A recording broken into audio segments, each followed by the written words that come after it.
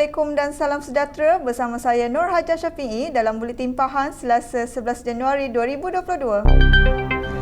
Yang Berhormat Menteri Besar Pahang, Datuk Seri Haji Wan Rosdiwan Ismail hari ini mengucapkan selamat menyambut ulang tahun Jabatan Sukarelawan Malaysia Rela kepada seluruh warga rela di negeri Pahang. Beliau berkata, sejak penubuhan jabatan ini pada tanggal 11 Januari 1972, Rela sehingga kini telah menempuh pelbagai cabaran dan masih setia menyumbang bakti kepada masyarakat dan negara. Justru beliau ingin mengambil kesempatan ini untuk merakamkan setinggi-tinggi penghargaan kepada warga rela di seluruh negara kerana sentiasa berbakti memikul tugas dan peranan kesukarelawanan kepada masyarakat. Sejarah kesukarelawanan negara bermula dengan pewujudan pasukan Home Guard yang ditubuhkan bertujuan bagi menjaga keselamatan setempat apabila darurat diisytiharkan pada tahun 1948 dan telah dibubarkan selepas darurat diisytiharkan tamat pada 31 Julai 1960.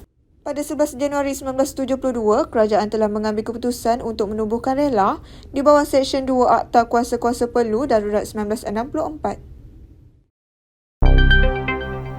Kerajaan Pahang telah bersetuju untuk melanjutkan tempoh pendaftaran bagi mangsa banjir yang tidak berpindah ke Pusat Pemindahan Sementara PPS ketika bencana itu melanda negeri ini bermula pertengahan Disember tahun lalu. Yang Berhormat Setiausaha Kerajaan Pahang, Datuk Seri Dr. Salihuddin Ishak berkata, tarikh akhir penerimaan borang mangsa tidak berpindah kepada Jawatankuasa Pengurusan dan Keselamatan Kampung JPKK dan pihak berkuasa tempatan PBT adalah pada 17 Januari 2022. Beliau berkata, bagi mangsa yang tidak berpindah ke PPS, pihak Pejabat Daerah dan Tanah PDT sedang mengemas kini maklumat tersebut dan akan dimuktamadkan selewat-lewatnya pada 17 Januari 2022 walaupun tarikh akhir pendaftaran telah berakhir pada 7 Januari 2022. Jelas beliau, dijangkakan pembayaran pertama untuk mangsa yang tidak berpindah ke PPS boleh dibuat bermula 24 Januari 2022.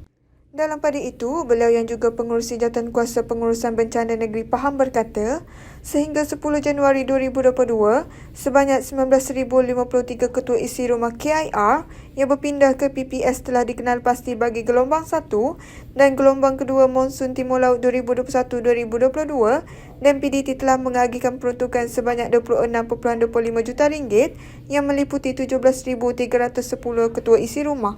Menurut beliau, baki sebanyak 1,743 ketua isi rumah akan dibuat pembayaran selewat-lewatnya pada 14 Januari 2022.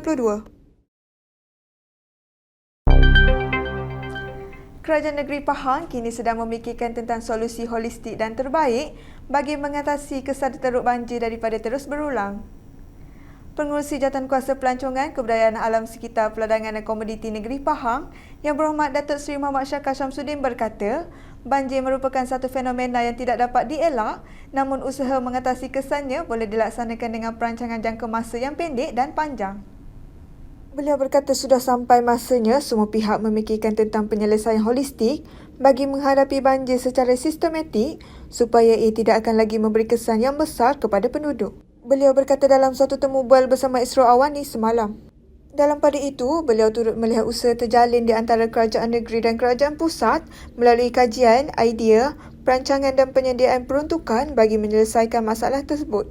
Sementara itu, beliau berkata terdapat cadangan selain persediaan awal bekalan bantuan di setiap pengkalan hadapan serta persediaan setiap pusat pemindahan sementara PPS di seluruh negeri.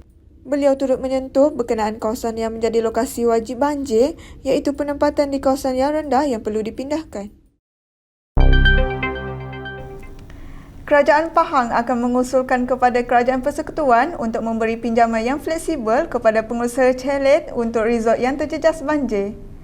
Pengerusi Jawatankuasa Pelancongan Kebudayaan Alam Sekitar Peladangan dan Komoditi Negeri Pahang, Yang Berhormat Datuk Seri Muhammad Syakar Syamsuddin berkata, ini adalah kerana kos yang diperlukan untuk membaik pulih semula chalet dan resort adalah tinggi. Dan kemudian kita minta juga kerajaan untuk memberikan sedikit apa kita sebut sebagai flexible loan kepada pengusaha-pengusaha chalet ini yang nak membaik pulih chalet-chalet mereka dan juga resort mereka lah. Kalau tak ada, saya kira bahawa mereka tak boleh lah. I think they have to close shop lah. Mereka terpaksa tutup lah. Kerana memang modal tak ada lah untuk kita nak baiki semula. Ya, akan menelan belanja yang banyak jugalah. Tapi untuk janda baik sendiri, saya memohon supaya kita mungkin kerajaan pusat dapat memberikan peruntukan khas lah untuk dibaik pulih dengan segera. Sebab tempat-tempat lain di Pahang ni dia tenggelam je.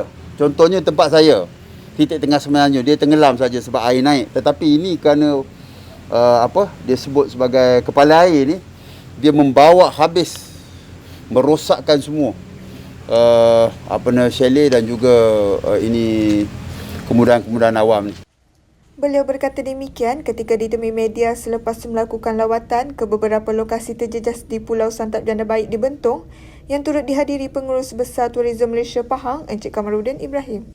Beliau berkata setakat ini, para pengusaha di kawasan ini dianggarkan mengalami kerugian sebanyak 12 juta ringgit bagi tempoh 4 bulan kerana pembatalan tempahan oleh pelancong. Dan dipahamkan bahawa cancellation sehingga bulan 4, bulan 5 tahun ni.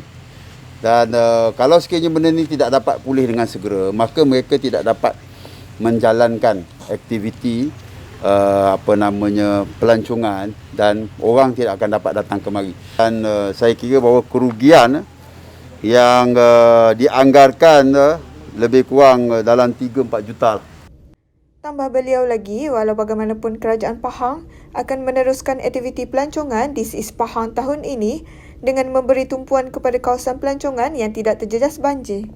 Sebanyak 33 buah penginapan di Janda Baik terkesan dengan fenomena kepala air yang berlaku, dengan kawasan di Pulau Santap merupakan kawasan yang paling teruk terjejas, melibatkan kerugian sebanyak kira-kira 4 juta ringgit.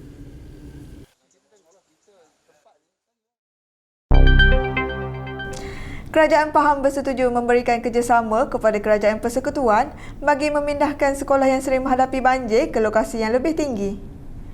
Pengurus Jawatankuasa Hal Ehwal Agama Islam dan Pendidikan Negeri Pahang Yang Berhormat Datuk Seri Said Ibrahim Syed Ahmad berkata, usaha ini perlu bagi memastikan bantuan jangka panjang dapat diberikan kepada 41 buah sekolah yang terlibat banjir di seluruh Pahang. Cuma isu ni sebenarnya memang menjadi perbualan yang serius. Bukan saja Kerajaan Persekutuan oleh Kementerian Pendidikan, bahkan Kerajaan Negeri sendiri telah mengambil dan memandang berat. Saya sendiri dengar Yang Amat Berhormat Menteri Besar Datuk Seri Utama Haji Ma'ruf Sediwan Ismail dalam mesyuarat Exco minggu lalu menyatakan rasa simpatinya dan dia sendiri turun padang ke beberapa buah sekolah. Contohnya, beliau telah pergi mengadakan gotong royong pembersihan di sekolah menengah kebangsaan Pulau Tawar di Jerantut. Dia sendiri turun dan dia tengok keadaan kesan dan dia dapati sekolah tu tiap-tiap tahun kena banjir dan rosak. Jadi di antara resolusi, tidak sekadar pergi turun padang tengok dan pandang-pandang je, Yang Amat Berhormat Menteri Besar telah memberikan satu resolusi. Sekolah-sekolah katanya yang berpotensi banjir setiap tahun ini, Kerajaan Negeri sedia bekerjasama dengan Kerajaan Persekutuan, khususnya Kementerian Pendidikan, untuk menyediakan tapak-tapak baru. Beliau berkata demikian pada sidang media selepas beliau meninjau keadaan sekolah yang ditimpa banjir di Sekolah Kebangsaan Paya Taram Kedah Temelloh hari ini. Katanya lagi, pemindahan sekolah ini perlu bagi memastikan permasalahan berkaitan banjir ini dapat diatasi dan tidak berulang pada masa hadapan. Jelasnya, dalam membantu sekolah-sekolah yang menghadapi banjir ini, kerajaan perlu mempunyai perancangan jangka pendek dan jangka panjang. Dalam pada itu, beliau berkata sebanyak 41 buah sekolah tidak dapat dibuka untuk pengoperasian bagi sesi persekolahan baru kerana terlibat banjir termasuklah mengalami kerosakan dan kerugian. Sekian Buletin Pahang pada hari ini. Jangan lupa subscribe Pahang Media di Facebook, Instagram, YouTube, TikTok dan Twitter. Terus bersama Pahang Media untuk mendapatkan maklumat terkini di negeri Pahang. Assalamualaikum.